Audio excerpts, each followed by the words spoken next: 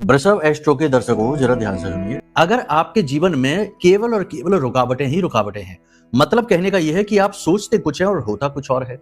रिश्ते नातों में भी आपके मान सम्मान नहीं है और आपके जीवन में हर जगह पर रुकावट है। चाहे आप किसी को पैसे दे दें तो वो वापस नहीं करता, आप किसी से पैसे ले ले तो आप चुका नहीं पाते हैं। बिजनेस, व्यवसाय, नौकरी, सब जगह केवल आप ठोकर ही खा रहे हैं। तो इसका मतलब यह है कि आपकी जन्म पत्री में कोई पाप ग्रह योग है जो आपके जीवन में बाधा का कारक बना हुआ है। इसके लिए सबसे बड़ा समाधान यह है कि आप अपनी जन्म पत्री का आकलन जरूर कराइए। जन्म पत्री आपके जीवन का बही खाता है, आपके जीवन की पूरी कहानी है।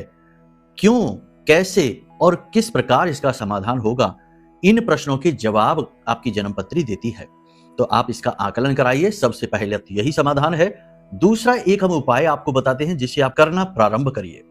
इस उपाय का फल आपको धीमे धीमे जरूर मिलेगा, लेकिन इतना शक्तिशाली होगा कि यह आपके भाग्य के हर दरवाजे को खोल देगा और आपका जीवन सुख की कहानी, सफलता की कहानी बनेगा। जी हाँ, क्या करना है आपको, ध्यान से सुनिए। कोशिश आप ये करिए कि महीने के हर शनिवार आप इस उपाय को करें और जल्दी से इंस्टेंट रिजल्ट पाने के लिए आप किसी भी शनिवार से शुरू करके और अगले शनिवार तक इस उपाय को कंटिन्यू करें। ठीक है, क्या है उपाय, ध्यान से सुनिए। आपको अपने नजदीक के मंदिर में जाना है, 2 कटोरी लेकर जाना है। एक कांच की कटोरी में मीठी खीर बनाकर ले जाना है। हनुमान जी का मंदिर हो तो अति उत्तम है। मीठी खीर भगवान को यानी कि राम दरबार में आपको रखनी है। और जो तेल, 1 कटोरी और ले जानी है। स्टील की कटोरी हो सकती है, लोहे की हो सकती है, अन्य किसी धातु की नहीं।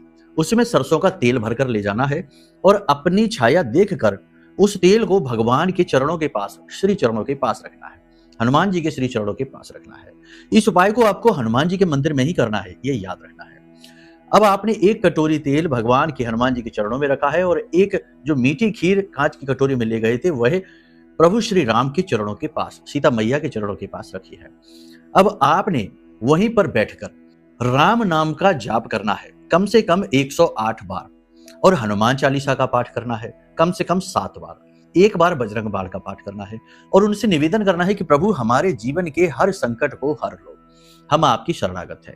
लौटते समय उस तेल को आप मंदिर में दे दीजिए, दान कर दीजिए। कोई नहीं लेता तो पीपल के वृक्ष की जड़ में डाल दीजिए और उस खीर को आप छोटे बच्चों को, जो छोटी कन्याएं हैं 9 वर्ष से कम की, उन्हें खाने के लिए प्रसाद रूप में दे दीजिए।